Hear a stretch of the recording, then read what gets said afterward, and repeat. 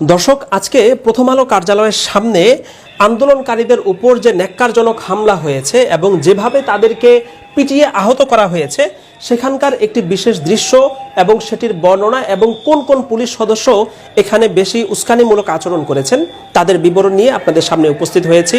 আমি শাহ মোহাম্মদ খালিদ, আপনারা দেখছেন এমবিএ টাইমস। আমরা ঘটনার একটু বিবরণে যেতে চাই। যখন সন্ধ্যা ৭টা বাজতে চলেছে, অর্থাৎ সারা দিন আন্দোলন হওয়ার পর, শান্তিপূর্ণভাবে আন্দোলন কার্যক্রম পরিচালিত হওয়ার পর সন্ধ্যা ৭টার দিকে আসলে হঠাৎ করেই পুলিশ সদস্যরা আন্দোলনকারীদের উপর চড়াও হয়েছেন এবং ঘটনার এক পর্যায়ে আন্দোলনকারীদের মধ্য থেকে বিশেষ কয়েকজনকে টার্গেট করে যেভাবে লাঠিপেটা করা হয়েছে সেটি আসলে অত্যন্ত দুঃখজনক। আমরা দৃশ্যটি যদি এখান থেকে একটু দেখি, এখানে রাস্তায় ফেলে পেটানোর চেষ্টা করা হচ্ছে এবং এক্ষেত্রে কালো টি শার্ট পরিহিত একজন ব্যক্তি আমরা এখানে দেখতে পাচ্ছি। এই পুলিশ সদস্য আগ্রাসীভাবে এই ব্যক্তি দাঁড়িয়েছিলেন এবং আগ্রাসী হয়ে তার উপর তিনি আক্রমণ করার চেষ্টা করছেন। আমরা তার চেহারাটি আরেকটু পরিষ্কারভাবে দেখার চেষ্টা করছি। দাঁড়িয়ে থাকা অবস্থায় এই লোকটিকে তিনি পেটানোর চেষ্টা করছেন। আমরা আবারও দেখতে পাচ্ছি দাঁড়িয়ে থাকা অবস্থায় ওই লোক খালি হাতে আক্রমণ প্রতিরোধ করার চেষ্টা করছে এবং এক্ষেত্রে পুলিশের আরেক সদস্যকেও আমরা এখানে বেশ আগ্রাসী ভূমিকায় দেখতে পেয়েছি। এখানে তার চেহারা স্পষ্ট দেখা যাচ্ছে। ঘটনার বাকি বর্ণনার আগে আমরা আরেকটি ছবি দেখাতে চাই।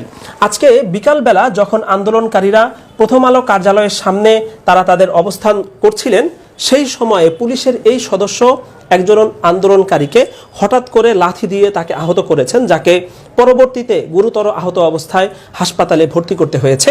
সেক্ষেত্রে এই পুলিশ সদস্য তার উপর অকারণে চড়াও হয়েছেন। সেই দৃশ্য আজকে আসরের সময়, আসরের পরপর আমরা দেখতে পেয়েছি প্রথম আলো কার্যালয়ের সামনে। এবং আমরা যদি ঘটনার বিবরণ একটু দেখি, এমবিএ টাইমসের পক্ষ থেকে আসলে পুরো ঘটনাটিরই লাইভ সম্প্রচার করা হচ্ছিল এবং আমরা যদি ঠিক এই দৃশ্যটি দেখি, আজকে প্রথম আলো কার্যালয়ের সামনে রাজধানীর কারওয়ান বাজারে যখন সন্ধ্যা ৭টা বাজতে চলেছে, সেই মুহূর্তে আসলে হঠাৎ করে আন্দোলনকারীদের উপর পুলিশ ঝাঁপিয়ে পড়ে। আমরা এখানে দেখতে পাচ্ছি এখনও তারা শান্তিপূর্ণভাবে এখানে দাঁড়িয়ে আছেন এবং এই সময়ে হঠাৎ করেই আমরা দেখতে পাচ্ছি যে হঠাৎ করে পুলিশ চড়াও হয়েছে আন্দোলনকারীদের উপর এবং তারা এখান থেকে দিক বিদিক ছুটে যাওয়ার এবং আত্মরক্ষার চেষ্টা করছেন আন্দোলনকারীরা। এবং কোনোভাবেই এরকম কোনো ঘটনার সেখানে আমরা দেখতে পাইনি যে আন্দোলনকারীরা পুলিশের উপর আক্রমণ করেছেন, পুলিশের উপর লাঠি বা ইট পাটকেল নিক্ষেপ করেছেন, এমন কোনো দৃশ্য কিন্তু আমরা সেখানে দেখতে পাইনি।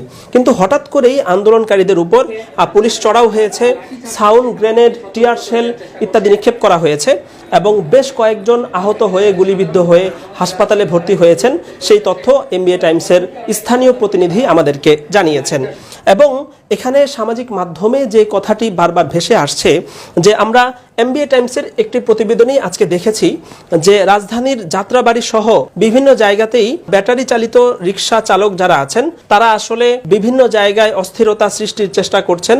সেই দৃশ্য আমরা দেখেছি। আমরা যদি এখানকার একটি দৃশ্য একটু দেখি, যে রাজধানীর যাত্রাবাড়িতে আজকে যারা রিক্সা চালক ছিলেন তারা হঠাৎ করে রাস্তা অবরোধ করে সাধারণ বাস এবং ট্রাকের উপর যেভাবে তারা চড়াও হয়েছেন। আমরা জানি যে ব্যাটারি চালিত রিক্সা নিষিদ্ধ করার ক্ষেত্রে বাস অথবা ট্রাক চালকদের বিশেষ কোনো ভূমিকা নেই, কিন্তু এরপরেও হঠাৎ করে রাস্তা অবরোধ করে তারা যেভাবে বাসের গ্লাস, দরজা, ট্রাকের গ্লাস ভেঙেছেন সেটি আসলে খুবই দুঃখজনক ছিল। এবং সবচেয়ে বড় যে বিষয়, সেই জায়গাগুলোতে পুলিশ নিষ্ক্রিয় ভূমিকা পালন করেছে। এবং আমরা এখানে দেখতে পাচ্ছি যে ইট পাটকেল নিক্ষেপ করে, দেখতে পাচ্ছেন কিভাবে ক্রিকেট খেলার স্ট্যাম্প, ইট পাটকেল এগুলো নিক্ষেপ করে অযথা বাসের গ্লাসগুলো ভাঙার চেষ্টা করা হচ্ছে। দিনে দুপুরে এখানে বিভিন্ন শ্রেণীর রিক্সা চালক এবং টোকাই শ্রেণীর লোকজনকেও আমরা দেখতে পাচ্ছি।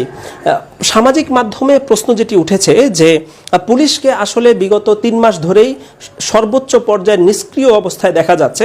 ঢাকার বিভিন্ন জায়গায় আইন শৃঙ্খলা পরিস্থিতির অবনতি ঘটছে।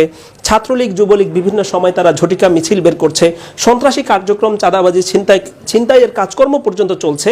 সেসব জায়গাতে এই জায়গার মতো বিভিন্ন জায়গায় পুলিশকে পুরোপুরি নিষ্ক্রিয় অবস্থায় যেখানে দেখা গিয়েছে, সেখানে আজকে কোনো রকম উস্কানি ছাড়া প্রথম আলো কার্যালয়ের সামনে যেভাবে এই পুলিশ সদস্য এবং তার আগে আরেকজনের দৃশ্য আমরা আপনাদেরকে দেখিয়েছি, এরা যেভাবে অযথা আন্দোলনকারীদের উপর হামলে পড়েছেন, ঝাঁপিয়ে পড়েছেন, টিয়ার শেল, রাবার বুলেট এবং কাঁদুনে গ্যাস, সাউন্ড গ্রেনেড পর্যন্ত সেখানে নিক্ষেপ করা হয়েছে আমরা দেখতে পেয়েছি।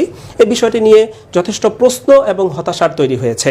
পুলিশ যেখানে অন্যান্য সমস্ত ক্ষেত্রে নীরবতা অবলম্বন করছে, নিষ্ক্রিয় ভূমিকা পালন করছে, সেখানে ভারতের পক্ষপাতের জন্য অভিযুক্ত প্রথম আলো এবং ডেইলি স্টারের সামনে সাধারণ আন্দোলনকারীদের উপর পুলিশ কেন ঝাঁপিয়ে পড়ল, কাদের নির্দেশে ঝাঁপিয়ে পড়ল এবং কোন কোন পুলিশ সদস্য আজকের এই বর্বরচিত আক্রমণে আগ্রাসী ভূমিকা পালন করেছে, তাদের পরিচয় বের করে দৃষ্টান্তমূলক শাস্তি দেওয়ার দাবি উঠেছে সামাজিক মাধ্যমে।